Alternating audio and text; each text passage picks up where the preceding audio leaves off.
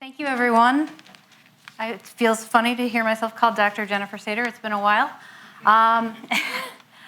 I was really excited when my former student, Wendy, nominated me to give this talk. And by the way, I love being in a library after dark. It feels kind of naughty. But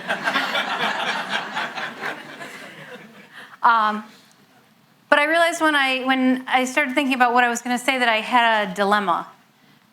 See, this is who I was used to thinking of myself as, Dr. Sater, a professor at a small but well-known graduate program.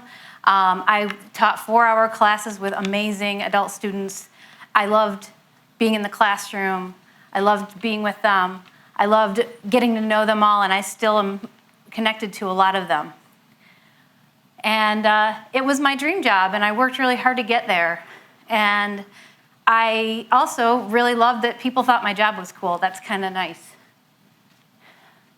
But for a lot of personal reasons, I decided that it was no longer the right fit for me. And so after a couple of, honestly, years of soul searching, I had to decide to leave. And it was hard because I knew I was giving up something that I really loved that I probably would never get to do again. And I was used to thinking of myself, like I said, as someone who taught, and I didn't know what was next. I tried to find a bigger, better job because that would have been a really great way to say goodbye, like sayonara, I'm going someplace better. But I actually am working, I got a chance to work at a Fortune 500 company as a contractor, actually invited by someone who had been a guest speaker in one of my classes. And it was a different kind of work and a different kind of environment, something I'd never done before, and I knew that it was a great opportunity for me, and one I probably wasn't going to get offered again, so I took it. Even though it meant giving up my summer off, which is the best thing about being a professor. And at the end of the summer, I had to decide. I was working on this global project that was going really well. It was looking like it was going to be a big success, and I had to decide if I was going to continue that project and finish it out, or if I was going to go sign another academic year contract with this school. And I decided that I had to stick with the project. I wanted to see it out. And I wanted to see where this new avenue could lead me. So I resigned my position at like the last day I was allowed to do that.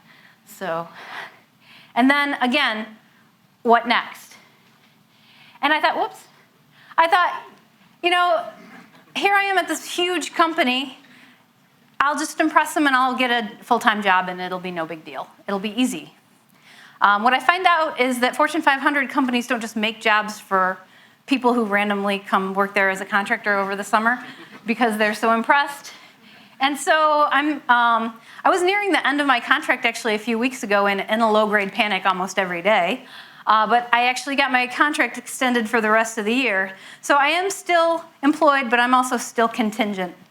And I'm not alone. This is representing that I'm not alone. There are a lot of people in my position. And actually, 83% of executives surveyed by someone, sorry, Oxford and SAP, I think, said that they plan to increase the number of contingent workers they were using. So that means decrease the number of full-time people. So the situation I'm in where who are you and what do you do is not a simple answer, is going to be a more common situation. And actually, we're all contingent. Our employment is contingent on the health of our employer, the financial health, contingent on whether we can roll with the punches as things change, contingent on things we can't control like outsourcing or globalization or mergers and acquisitions, things like that. Someone could buy your company and decide they don't need your job anymore. So I think this issue of who we are in that kind of a world is an important one to think about. And I also started to research what's the future of work, because I wanted to think ahead, now that I'm in this situation, what's coming up and how do I prepare for it? And I found a study by PwC that is called 2020, The Future of Work. And they imagined 3 different scenarios. There was this green world scenario, which is every employer becomes socially responsible and really engaged in the health of their communities and tries to make the world a better place. And that's a great idea, but I don't feel like that's super likely. And then there's the blue world, where big global companies become more important than nations, and the few full-time employees that they still retain have to submit to all kinds of surveillance and more and more higher and higher standards. And then there's this orange world where everybody's more like me, going from short assignment to short assignment, and you really have to have the skills to sell yourself to the next job. We're already seeing that a little bit with what's been called the gig economy. Some less complimentary names are the share the scraps economy or the winner take all economy. So we've got a lot of different things going on. There's this idea of fragmentation, people, smaller and smaller niche companies, and then there are these huge global companies. I think actually all three of those scenarios, maybe a little less the green world, are probably going to interact with each other.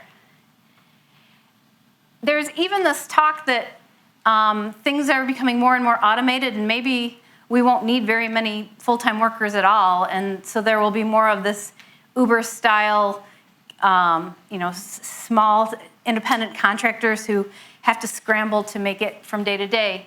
And how do we have a society in a world like that? Some technocrats have even proposed this idea of a universal basic income, which conveniently they would not supply, but the government would. And I think about the people who are paid by the government now and how well they're treated, and I can't imagine that I would want to be in that scenario. Even if the universal basic income was high, I don't really think I would like to do without work either. As much as it sounds nice to have all the free time I want, I like to work. Maybe that isn't what everybody feels, but work is important. Work is a way to use your talents. It's an intellectual challenge. You can get a lot of camaraderie from your coworkers. And I know there are other ways to get those things. You can find intellectual challenge elsewhere. You can have a sense of camaraderie in other ways. You can find a sense of accomplishment, and you can find other ways to use your talents. But 8 hours a day is a lot to replace. So I've been thinking, and I really don't want to end back up in the same box of being in a job that feels permanent that isn't quite the right fit for me. So I've decided that what I'm doing now is actually a great opportunity. It's a way to build my skills without making a commitment to an employer, because at any time I could find something great and say, thanks a lot for the opportunity, and I'm moving on. That's the nice thing about being a contractor. And I know there are people who have worked in the same job for 20 years. I'm married to one of them. But I think it would be even harder for people in that situation if for some reason their jobs weren't there anymore. So I think even if you're one of those lucky people who feels like you love what you do, you're going to stay where you are for the next 20 years. It's important to think about who you are outside of that work box. And I've, as I talked about this to some friends who are baby boomers, they talk about as they approach retirement, they're scared of who they might be without work. Empty nesters, when my kids leave the house, then what do? Who am I? So I think it's important to have other interests. I've been somehow managed to become the family obituary writer. And the people who I've written for, most of the time, the most interesting thing about them wasn't necessarily their work or their family. It was the things they did outside of those, their personal passions. So this is a painting by my grandfather. He was a shoemaker, and he also had a garden that filled his entire backyard, and he also painted with oils and watercolors in his basement. And he gave away paintings grudgingly, and he would never sell them because he'd said, I wouldn't sell my children, so why would I sell my paintings? So this is actually one of his sketches that he didn't think was worth framing that I salvaged from his basement afterward and got framed. And this is my father-in-law. He just passed recently.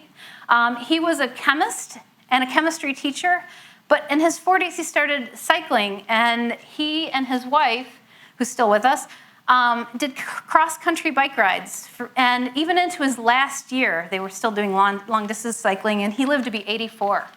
And I think this is probably when he was about 80, so he looked pretty good for his age, too. So I think that whoever you are and whatever you're doing now, whatever the thing that is your career, I think you also have to think about what's that thing that I said that I would do if I only had the time. And maybe it's time to make time for that. Because you got to at least give the person who writes your obituary something to say. Thank you very much.